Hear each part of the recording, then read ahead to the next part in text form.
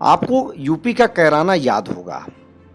यह वही कैराना है जहां पर लिखा जाता था घरों पर यह घर बिकाऊ है, और वहां पर लोग दहशत में थे।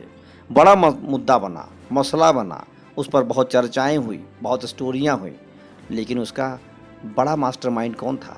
बड़ा मास्टरमाइंड मारा जा चुका है। उसका नाम है मुकीम काला।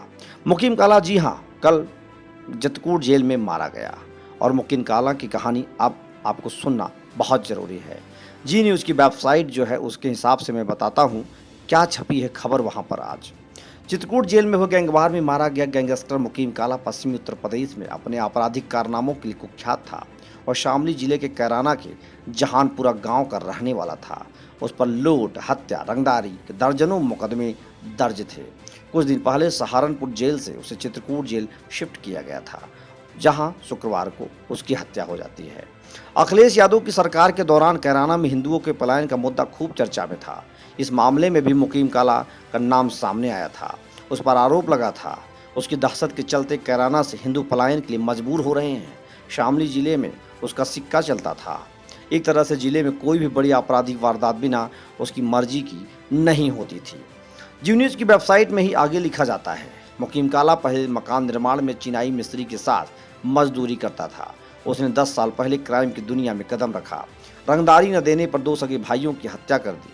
इसी वारदात के बाद मुकीम ने जुर्म की दुनिया में प्रवेश किया।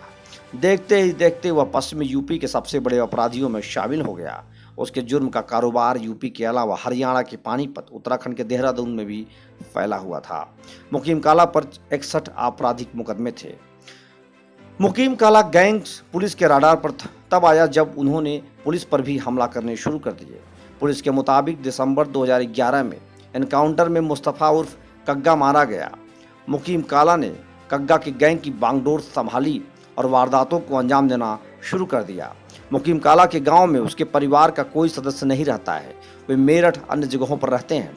हालांकि मुकीम काला को जब क्राइम ब्रांच के बाद पनाह लेनी होती थी तो वह अपने गांव जहानपुरा में आकर पुश्तैनी मकान में ठहरता था, लेकिन ग्रामीणों ने उसके परिवार के किसी अन्य सदस्य को मकान पर आते नहीं देखा। मुकीम लोगों के साथ साथ अधिकारियों को भी नहीं बख्शता था।